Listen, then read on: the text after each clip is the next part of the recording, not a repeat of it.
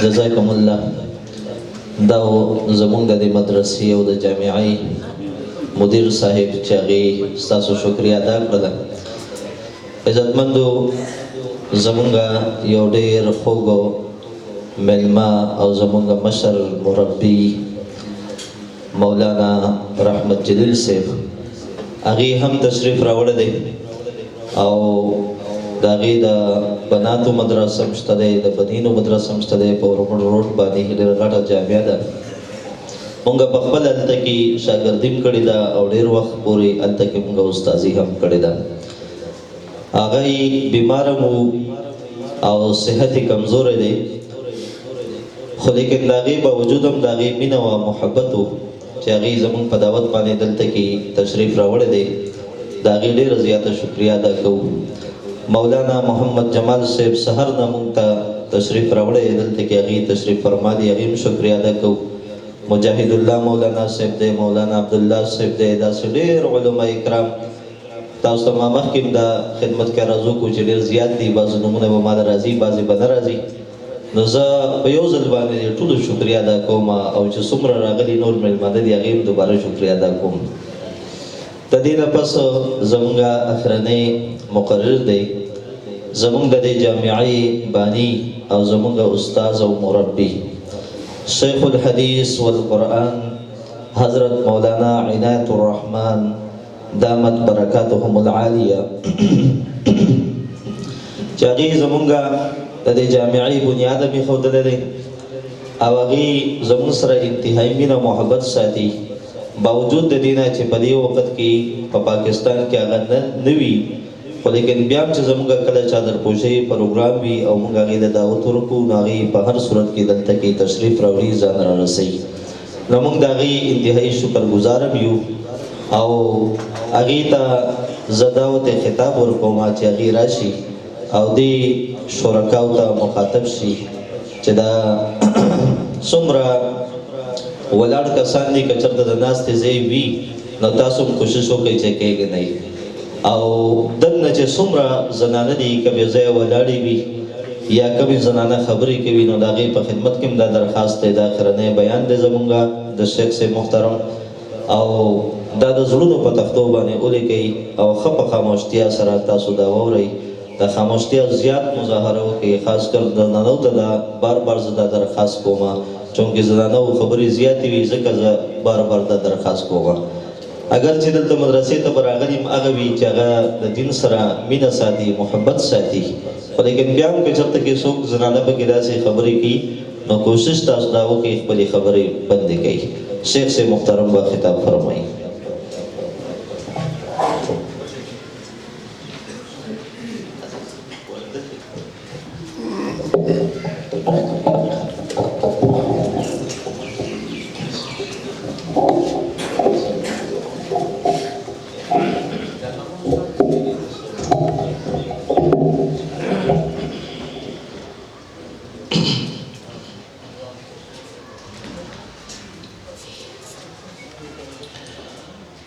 حامدا لله أولا وثانيا ولعنان الثناء إليه ثانيا وعلى أفضل رسوله مصليا وفي حلبة الصلوات مجليا ومصليا. أما بعد فأعوذ بالله من الشيطان الرجيم. بسم الله الرحمن الرحيم. قال الله سبحانه وتعالى اقرأ باسم ربك الذي خلق خلق الإنسان من علق اقرأ وربك الأكرم الذي علم بالقلم علم الإنسان ما لم يعلم. وأيضا قال سبحانه وتعالى من عمل صالحا من ذكر أو أنثى وهو مؤمن فلنحيينه حياة طيبة ولنجزينهم أحسن الذي كانوا يعملون. وقال النبي صلى الله عليه وسلم الدنيا كلها متاع وخير متاع الدنيا المرأة الصالحة إذا نظر إليها سرته وإذا أمرها أطاعته وإذا غاب عنها حفظته في ماله ونفسها أو كما قال عليه الصلاة والسلام. مولاي صل وسلم دائما أبدا على حبيبك خير الخلق كلهم، هو الحبيب الذي ترجى شفاعته لكل هول من الأهوال مقتحم. درود شريف طول بشوق سروي. اللهم صل على سيدنا محمد وعلى آل سيدنا محمد كما صليت على سيدنا إبراهيم وعلى آل سيدنا إبراهيم إنك حميد مجيد. قابل صد احترام بسطيج موجود مشايخ عظام علماء کرام پروفیسر حضرات او ډیرو خوږو درنو عزتمندو عفتمندو پردنشینو خویندو میندو فاضلاتو طالباتو او راغلی سمرا میلمنی دی او دلته موجود معززو قدرمندو سپینگیرو ځوانانو نوجوانانو په دین مینو مسلمانانو رونو د الله رب العزت په اربونو شکر ادا کو او د دې نعمت عظما چې هغه د ایمان او د اسلام او د قرآن کریم دغه کوم نعمت په دې پرفتن زمانه کې زموږ او تاسو په نصیب کړی که په میلیاردونو اربونو شکریم ادا کو د رب العالمین بیا کمه ده د الله د دې نعمت شکر موږ نشو ادا کولی. معززو تاسو ټول جهان وینئ نړۍ وینئ چې نړۍ کم طرف ته روانه ده. متمدنه نړۍ ترقی یافته نړۍ او دنیا او جهان اخلاقی لحاظ سره روحانی لحاظ سره د تهذیب او د ثقافت په لحاظ سره د هلاکت کندې ته روانه ده. تاسو په خپل هیواد او په خپل ملک وکتل چې په دې باندې په پارلیمنت کې بحثونه کیږي د همجنسۍ د نکاحونو د جنس د تبدیلی په هغه ملک کې چې د لا اله الا الله په نوم آزاد شوی دی. پاکستان کا مطلب کیا لا اله الا الله. په هغه پارلمان کې البته دا بحث کیږي چې جنس تبدیلی دا باید دی چې قانون ته اجازت ورکړي. څوک ځان نه ښځه جوړوي او که څوک ځان نه سړی جوړوي خپل خواهی وکړو د نور جهان نه به څه ګیله وکړو. نو په دغسې وخت کې چې ډېر په تیزۍ سره د جعلي فتنې دي او دا د نړۍ روح روان دی او د دواړو جهانو د سردار صلی الله علیه وسلم هغه احادیث د کاڼي د کرښې په شان اوس ښکاره کېږي. مصادیق یې موږ او تاسو ته راځي چې قیامت ته دغه دنیا په فتنو کې ډېر په تیزۍ سره روانه ده او په دغسې وخت کې زموږ او ستاسو نسبت او تعلق او زموږ مشغله د الله د کتاب سره او نن چې دلته کوم ناست دی په دې جنازګاه کې او دننه په المدرسة الرحمانیه الجامعة الرحمانیه کې زرګونو تعداد کې د توحید پتنګانې او د امام الانبیاء صلی الله علیه وسلم امتیان حضور لري. د قرآن په عظمت او احترام د دین اسلام د محبت او د عقیدت په وجه باندې د چا به ودونه وي او د چا په خپلوانو کې ډېر کارونه ټولې پرېښي دي راغلي دي. نو دا یو ډېر عظیم نعمت د الله دی رب العالمین دې د دې شکرې ادا کولو موږ او تاسو ته توفیق راکړي. چونکې دا پروګرام د زنانه او د ایمانه مخکې محترم پروفیسر صاحب تاسو ته تفصیلا خویندو میندو ستاسو ټول مسئولیتونه یو ډېر جامع تقریر درته وکړ، ډېر جامع.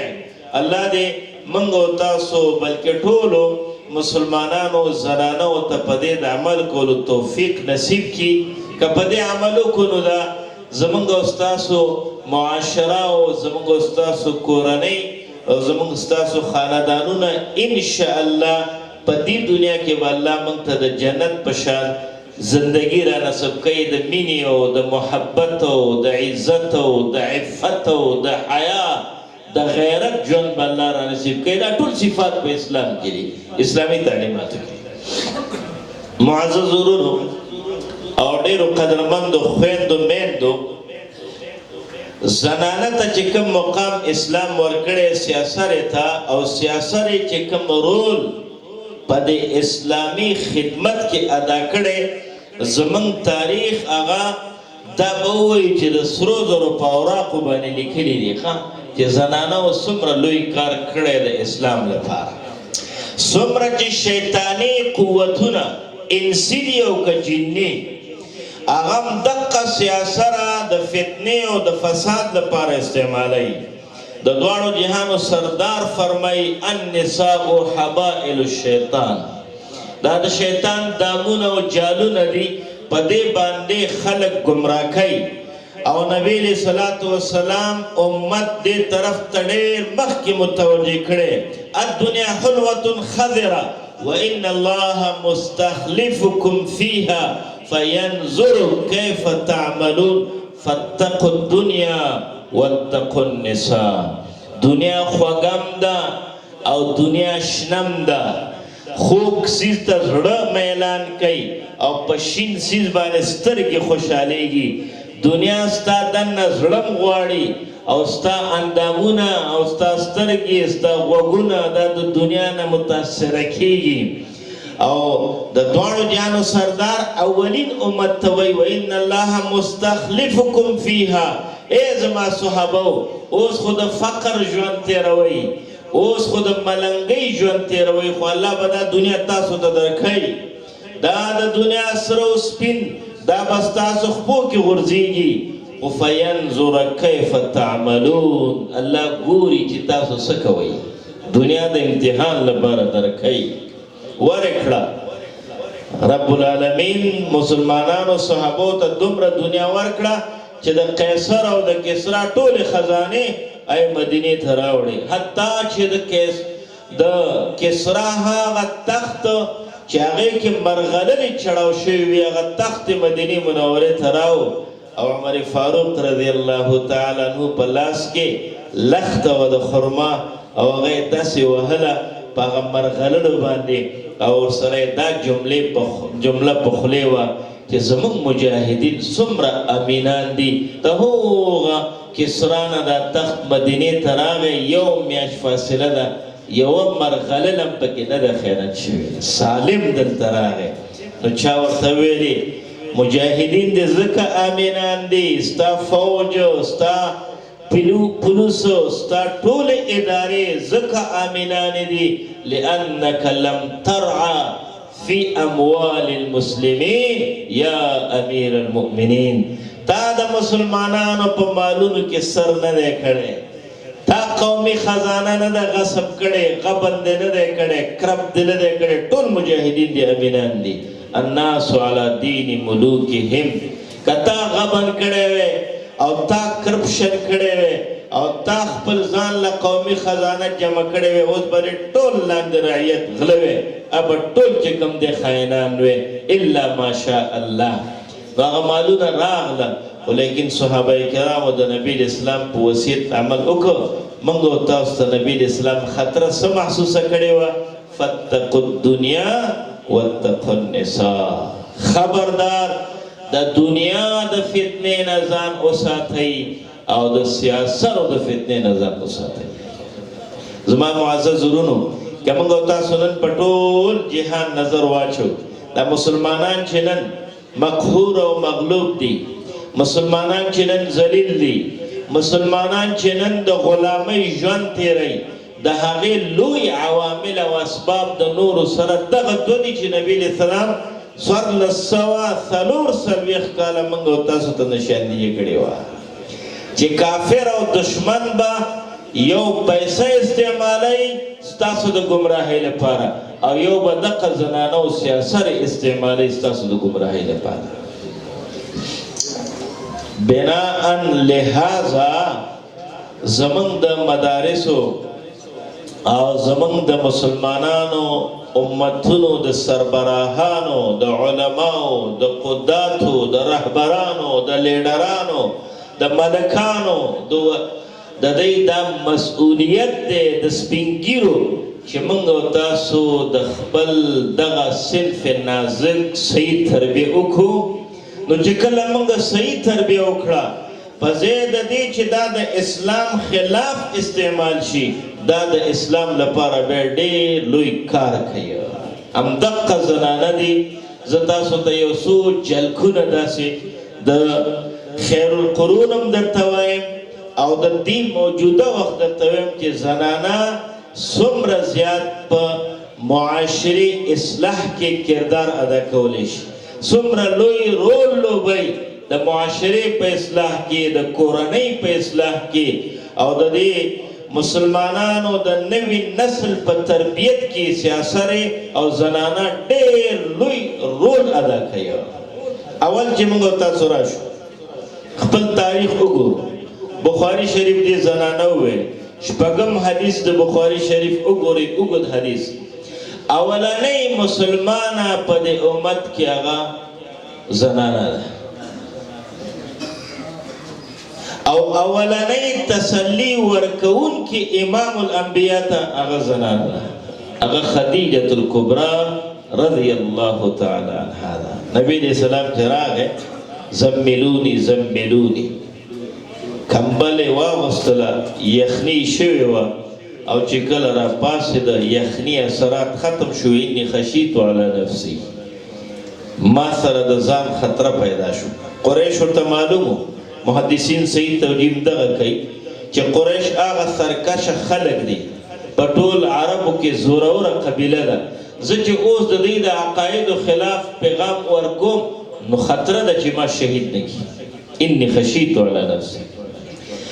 نو هغه د تسلی څوک ورکوي په دغه موقع باندې او څنګه تسلی ورکړي؟ لوی دانشمندان، پروفیسران، سکالران او لوی علما دغسې تجزیه د نبی علیه السلام د ژوند په مختصر الفاظو کې نشي پیش کولی کوم چې خدیجة کبرا پیش کړې ده. د دواړو جهانو سردار ته وایي کلا لا یخزیک الله، هیڅ شیرم نه زما د سر تاجه، هیڅ شیرې به هم الله تا نه ضایع کوي. تاکہ سا عجیبہ ښکلي صفات دي. انک تحمل الکل وتکسب المعدوم وتعین علی نوائب الحق.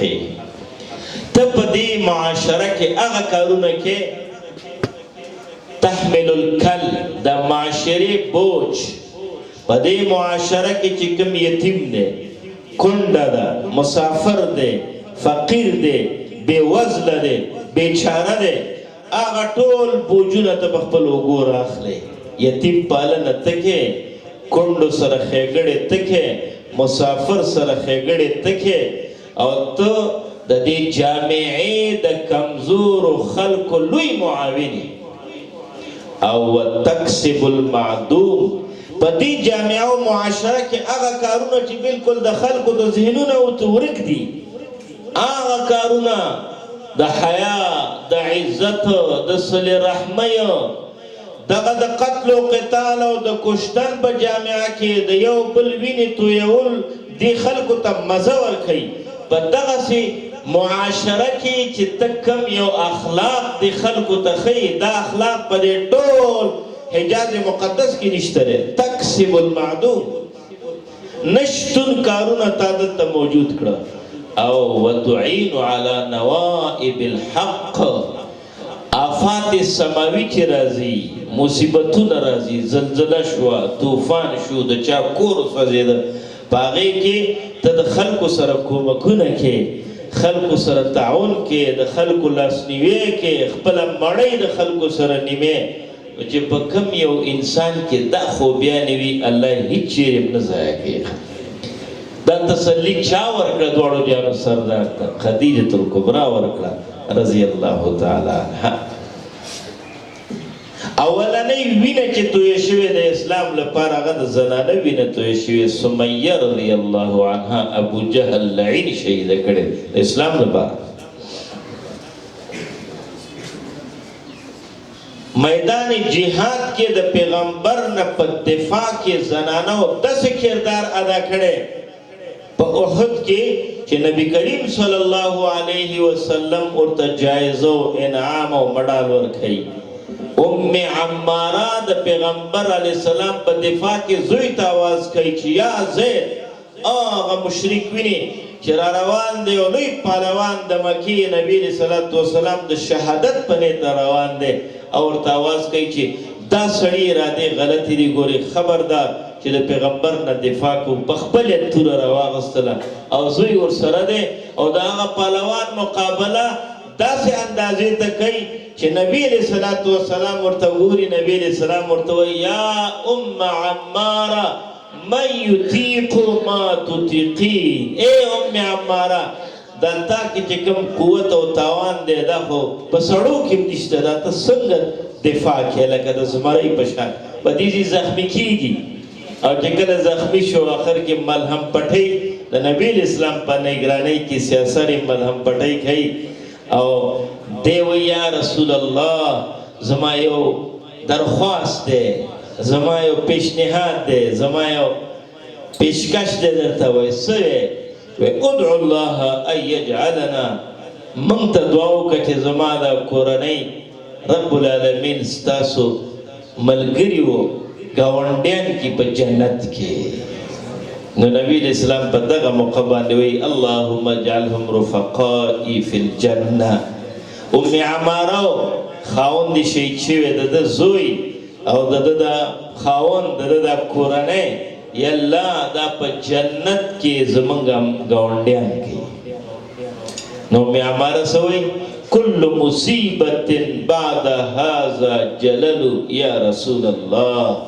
د الله پیغمبره دینه بعد چې هر یو مصیبت موږ ته راځي، که شهادت دی، که زخم دی، که جیل دی، که هجرت دی، که ولږه ده، که تنده ده، دا هر څه اسان دي چې زموږ مقصد حاصل شو چې ستاسو ملګرتیا او ګاونډیتوب په جنت کې. دا کردار دا د زنانو دی. د عمر صاحب په وخت کې څه کپړې راغلې د مالفې، قیمتي قیمتي یو جوړه پکې داسې قیمتي وه چې د سونې کار پکې شوی و. چا وویلې د عمر تانهو په دغه وخت کې نوې واده شوې ګورې وه، وی دا جوړه به ورکړو عبدالله صاحب ته چې ناوې د ښځې دا د هغه ناوې حق دی. عمر صاحب وایي نه، د دې مستحقه زه پېژنم. ورونو خپل هغه جوړه په ترخ کې ونیوله ولاړ، او د عمر فاروق تانهو سره څوک هم نشته، دروازې وډبوله. ام عماره راوتله، څوک دی؟ امیر المؤمنین سلام خیر شه، وایي ستا یو امانت دی. هغه جوړه یې واخیستله، وایي د دې مستحقه ام عماره ده چې د په احد کې ډېر لویه قرباني کړې او د پیغمبر نه دفاع کړې. د علم په میدان کې علماء کرام دلته تصریف فرما دي، سخت سخت مسئلې راغلي، زنانه واورئ. هغه سخت مسئلې، مشکل مسئلې چې په کوم مسئله کې امیر المؤمنین ته علم نشته، عمر صاحب ته افقه الصحابه علی رضی الله تعالی عنہ لا علم اظهار کوي، او به علی صاحب مشوره ورکوي چې د دې مسلو حل به د ازواج مطهراتو نه کوو. به عایشې ته سړی استئ او تاسو ویلي هغه حدیث، عایشه صدیقه رضی الله تعالی عنها هغه مسله امیر المؤمنین ته بیانوي، او د هغې نه بعد امیر المؤمنین ټولو صحابو ته وایي چې بس فتوا په دې شوه چې کوم فتوا عایشې راکړه، نن نه بعد به د دې خلاف څوک هم نه کوي. که چا خلاف وکړه زه به هغه له وهل ورکوم او هغه له به تعزیر ورکوم. صحابه په مسایلو کې بندېږي، حل څوک راوباسي؟ زنانه، د زنانه او مسائل عائشه صدیقه بیانوي. لوی لوی محدثین او فقها به راغله، هغوی به د عائشې رضی الله عنها الصدیقه بنت الصدیق الاکبر د هغه حجري شریفې مخې ته به ناستو او په پردې نه اخوا به د عایشې نه پوښتنې کېدلې او هغه به د دین احکام سړو ته بیانوله. دا کردار د زنانو دی، ډېر عظیم کردار په هر میدان کې سیاست ادا کړی. زما مسلمانانو ورونو، د علم په زور باندې، د علم په زور، د قرآن په علم د وجې نه د امیر المؤمنین فرمان د هغه اډر چې ورته وي هغه زنانو رد کړی دی. خو چې کله ورسره علم، عمر صاحب په منبر باندې د جمعې ورځ په خطبه کې وایي که یو زنانه ډېره معززه او مکرمه وي او ډېره زیاته اوچت نسب والا وي، ډېره تقواداره وي، خو ازواج مطهرات او بنات مطهرات ته نه په تقوا کې څوک رسیږي او نه په نسب کې، د هغې مهر د 500 درهمو نه زیات نه دی مقرر شوی، مهر به ډېر نه مقرر وي. دا په منبر باندې د جمعې په ورځ د امیر المؤمنین اډر دی. لیکن د مسجد یو کل نه زنانه پاسیږي او هغه ورته وایي یا امیر المؤمنین یعطینا الله وتحرمنا انت، الله خو مونږ ته ډېر مهر اجازت راکړی دی او تاسو مونږه محرومه کوئ د ډېر مهر نه. بل روایت کې دا راځي یا امیر المؤمنین ستا ومنو که د الله جل جلاله ومنو. وکان عمر وقافا عند کتاب الله، د عمر رضی الله عنه متعلق دا مشهوره ده چې کله به قرآن واورېده زیب په زیب ودرېده، به خپل رای، خپل سوچ او فکر د قرآن مقابله کې نه کوله. یو خو موږ او تاسو یې الله دې موږ او تاسو باندې رحم وکړي. قرآن هم بیان چې مولوي صاحب وایي چې دا په آیت کې راغلی دی، مفتي صاحب وایي دا حدیث دی، دا د فقهاو فتوا ده. موږ څه وایو؟ صحیح ده مفتی صاحب محترم، مولوی صاحب محترم، صحیح ده دا په قرآن کې وي او حدیث کې به وي، فتوا به وي، خو لیکن چونکې زموږ څه نور دلایل دي، خو هم پکې شته، لیکن هم پکې شته او چونکې زموږ رواج داسې دی نو او دا خلک به بیا څه وایي. موږ د خلکو لپاره، د رواج لپاره، د رسم لپاره شرعي احکام د خپل لاندې کوو او ځان د کلک مسلمانانو وایو. نه ازیب په ځای ودرېده، لږې سر ښکته کړه، فاطرق رأسه و منبر سر ښکته کړه او بیا یې سر راوچت کړه. هغه خور ته وایي کوم ځای کې قرآن کریم کې الله تاسو ته درکوي او ما محرومه کوي دا چېرته دي؟ او ورته وایي سوره نساء کې الله فرمایي وإن أردتم استبدال زوج مكان زوج وآتيتم إحداهن قنطارا فلا تأخذوا منه شيئا. که تاسو یو زنانه طلاق ورکړه او بل نکاح کوئ نو طلاق شوې زنانه ته که په مهر کې تاسو خزانه هم ورکړې وي یوه ټکه به ترې بېرته نه اخلئ، یوه انه به هم ترې نه اخلئ، ټول مهر به مسلم دې زنانه ته ورکړي. نو الله خو په قرآن کې موږ ته قنطار جایز کړی او قنطار وایي خزانې ته. د هغې په تشریح کې اقوال تر 50,000 دیناره پورې اقوال شته، بلکې 40,000 اوقي قول هم راغلی پکې. 50,000 دیناره موږ ته شریعت راکوي او ته راته د 500 درهمو نه زیات نه راکړې. نو عمر صاحب څه وایي؟ عمر دا رضی الله عنه چې ورته وایي په دنیا او آخرت، په برزخ او آخرت کې چې د پیغمبر ملګری دی. نبی علیہ السلام وایي زما 2 وزیران اسمان کې دي، 2 په ځمکه، اسمان کې جبریل او میکائیل، ځمکه کې ابوبکر او عمر. نبی علیہ السلام په مسلم شریف کې وایي ذهبت انا وابوبکر وعمر، جئت انا وابوبکر وعمر، خرجت انا وابوبکر وعمر. صحابه وایي هر څه کې ورسره ابوبکر او عمر شریک دي. دا زه لاړم ما سره ابوبکر عمر زه ننوتلم ما سره ابوبکر عمر زه پاڅېدلم ما سره ابوبکر عمر یو واقع ذکر کوي او وایي آمنت به و ابوبکر و عمر زما هم په دې ایمان دی شرم خبرې کړي دي زما هم په ایمان دی او د ابوبکر او د عمر په ایمان دی وما هما ثم امام مسلم حدیث راته نه دغه ځای کې ابوبکر موجود نه عمر موجود رضی الله عنهما خدای الله پیغمبر وای څنګه چې زما په دې خبره یقین دی ابوبکر عمر رښتا خو هغه ما سره په یقین کې شریک دي ښه هغه هم د مني او اوس سره په روزه کې یو ځای پراته دي ښه دا کم په میلیاردونو انوار او رحمتونه چې په امام الانبیاء ورېږي هغې کې د ابوبکر او عمر رضی الله عنهما پوره برخه ده او چې قیامت کې راپاسي اول به نبی اسلام راپاسي او بیا به ابوبکر صدیق صاحب ښي طرف ته ولاړي عمر صاحب به چپ طرف ته ولاړ وي جنت البقی مسلمانان به وروسته او د جنت المعلا مسلمانانو په انتظار به وي چې هغوی د مکې نه راشي او بیا به دغه خلک د دواړو جهانو د سردار په قیادت کې د حشر میدان ته روان وي او یو طرف ابوبکر بل طرف ته عمر دومره مقام چې الله ورکړی دی هغه په قرآن عمل کوله هغه وایي کل الناس افقه من عمر حتی العجائز ټول خلک د عمر نه په قرآن ښه پوهېږي تر دې چې د سیاسرې بوډۍ په قرآن پوهېږي عمر نه پوهېږي بل روایت کې څه وایي خاصمت امرأة عمر فخصمته ښځې د عمر سره مناظره وکړه ښځې وګټله عمر وبایلله وای باز خورې ما خپل اډر بیرته واغسته بره کې څومره مهر مقرروئ مقررولی شي خو چې پکې د تکبر او د افتخار او د غرور نه ځان وساتئ تاسو ته اجازت دی دا د علم په زور باندې عمر فاروق رضی الله تعالی عنہ فیصله یو زنانه رد کوي هغه سره علم د قرآن او د حدیث زنانو بدایو صنایع چې چا لیکلي ملک العلماء ورته وایي د ټول علماو سردار د هغه بیبي محترمه هغه ویلې زه هغه چا سره نکاح کوم چې زه د امتحان واخلم په فقه کې بیا به ورسره نکاح کوم لوی علما د هغې امتحان ته نشو تیارېدلی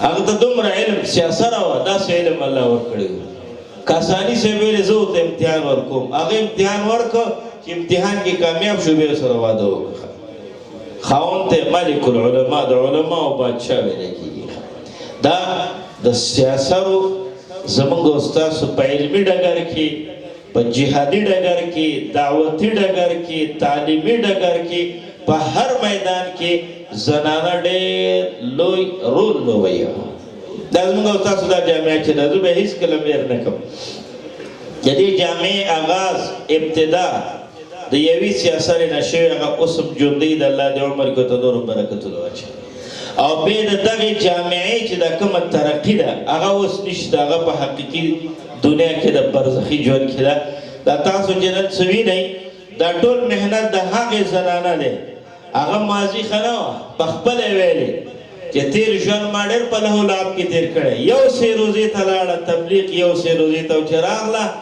خدای پاک دې دوراني صاحب ته جنت فردوس ورکړي ګپشپي مو ماته وایي وایي چې کله سې روزې نه راغله زما کور والا وایي چې کور کې به یا ځم یا به ټي وي وي بس وایي اول مې د کور نه ټي وي ووته بیا هغه زنانه وه چې هغه شرعي پرده کوله منظم او سحر به راغله او ماښام به تله یو ټکه تنخواه یې نه اخیستله لله فی الله یې د دې مدرسې خدمت کوله دا نن چې یو کم 1900 طالبات دي او 400 یا 350 فاضلات د دې دي او په سوونو په لسګونو شاخونه دي امریکي ښار کې د دې مدرسې شاخ جوړ شو په افغانستان کې شاخونه دي برطانیې کې یو جدي دلته امتحان نه ورکړه څو ورځې سبق ویلی د دې خټکو پول ده هغه نن سبا لندن ته تللې ده هلته هغه وایي چې زه کوشش کوم هلته مدرسه جوړوم دا شاخونه چې خورېږي دې کې د ګلابي پوره برخه او حصه ده ځکه چې هغه ډېر زیات محنت په دې مدرسه کې ویستې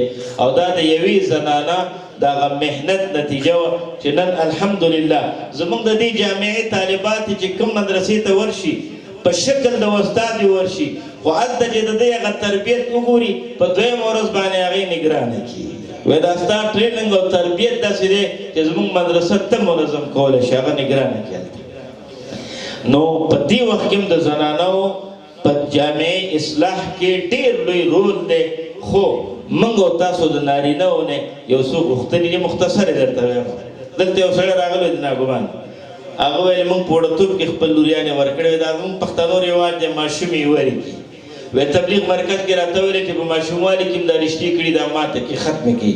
وی موږ هلته غوسه شو چې دا تبلیغیان زموږ دښمنۍ پیدا کړي، زموږ کې څه چل کوي، موږ رشتې کړي دي ختمې کوي. وایي ما ته د هغې پته وروسته ولګوه، ما لور په وړوتوب کې ورکړې وه، خو بس هغه رشته مې ختمه شوه. اوس مې یو مفتي صاحب سره د لور نکاح کړې ده. مفتي صاحب د شفقت کې په دې شرط مې ورسره کړې وه، دلته امتحان ورکړو ناګمان نه راغلي وو، هغه اول کلونو کې په دې شرط مې ورسره نکاح وکړه چې کور کې به ورته مدرسه جوړې. هغه ویلې زه یې جوړوم. دا مې ورته وویل چې دا زموږ مدرسه به هم نه خرابوي. وی بد دا دې وي ناګمان کې. وی اوس زما د لور 2 کورونه دي. وی ما چې کوم جهیز کړی دی دا زما دې کور کې دی. وی هلته جهیز دی. وی مدرسه دلته برقراره ده، هلته چې ورشي هلته مدرسه شروع کړې، خو دلته یې غټې شاګردانې دي، هغې یې سنبالئ او هلته خپله بیا دلته نګرانۍ لپاره 2 مدرسې په یو وخت کې یو زنانه چلوي. دا یو فارغه دلته اوس کوم فاضله چې دا هر یوه اداره ده، خو په دې شرط پکې دا ده چې یو په رشته کې تاسو خیال وساتئ داسې کورنۍ کې د خپل لوریانو رشتې وکړئ چې دینداره کورنۍ وي.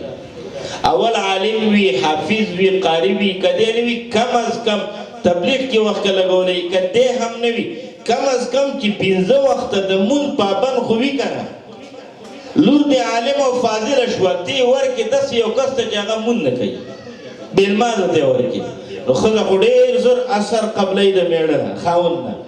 څه وخت بعد بېچاره هغه علم یې ټول په اوبو لاړ شي. هغه مثالونه هم دلته موجود دي. داسې پرهېزګارې زنانه عالمات شته چې د دې درمنګونه به تاکال ته د درس لپاره تله لله فله 1 روپۍ به یې تنخوا نه اخیستله. د ډېر لوی خان لور وه د چارسدې، لیکن هغه پلار عام سړی و، مالداره و، خو نو سره علم و، نو سره دین و. مفتي د هغه رشته وغوښتله ور یې نه کړه. مفتي ته یې ویلې چې ورکوم 200 تولې کالی به کړې. مفتي صاحب 200 تولې کالی د کوم ځای نه کړي. لورې ترغیب ورکوې 50 تولو ته مې پلار راکوز شو، خو آخر کې هغه 50 تولو نه خو ما هم ترغیب نشو ورکولی. پښتو جامع ده وایي چې ستا څه کار دی. هغه نکاح یې د یو داسې خان سره وکړه چې بېلمازه خان و. نو سړي ویلې چې هغه عالمه ما وکتله په چرخدې کې لوپټۍ په دې سټ باندې پرته وه، ویښتان یې بارو په موټر کې ناسته وه. یا خو دو سره 10 کاله وخت تېر کړی و ما نه و لیدلې، خو چې کله غلط ځای کې رشته وشو نو بیا دا حال و. رشتو کې د دغې زنانو د خپلو بچو خیال وساتئ، صحیح ځای کې رشتې وکړئ. یو او بل دا کوشش وکئ تاسو دا څومره چې کوم کور ته عالمه راغله کوشش وکړئ چې ماحول ورته جوړ کړئ. مولوي صاحب تاسو به پیژنئ که نه د تبلیغ کې مولوي صاحب د مولوي صاحب عبدالقادر او د دې زنانو مثال د غاټول ګل دی، ښه نرګس او د غاټول ګل دی. دا چې کله لمر نه وي ښه تازه وي سهار کې، خو چې لمر پرې ولګېږي د لمر په لګېدو سره مړاوې راګونجې شي. چې ما ته دې زنانو ته صحیح ماحول ورکړه نو انشاءالله ستا د کور نه دی مدرسه جوړوي، ستا د کور نه دی تهجدګاه جوړوي، ستا په کور کې به بیا تهجد هم کېږي، ذکرونه به هم کېږي، تلاوتونه به هم کېږي. او که ما ورته د عالم هم راوستله، متقي هم راوستله، په کور کې ورته ماحول جوړ نه کړه نو بیا دغه به خدا ناخواسته نوم به د عالمي وي. بیا دې د انفعال ماده علما ناست دي په سیاستو کې ډېره زیاته ده، ډېر زر متاثره کېږي. دا بیا متاثره کېږي او دا بیا د سهره حمار و ملح دا به د جامع کې ویلي کېږي نه خرابېږي. نو دا ضروري ده چې رشتې صحیح ځای کې وکړئ. هغه خلکو ته هدایت دي چې بیا ورته دیني ماحول جوړ کړئ او د دین سره د تعلق برقرار وي. نو انشاءالله دا یو رحمانیه نه ده، یو 15 کاله چې وځي له خیره سره د رحمانیې نه به په سونو رحمانیې جوړې شي او په هغې کې به زموږ او ستاسو برخه وي.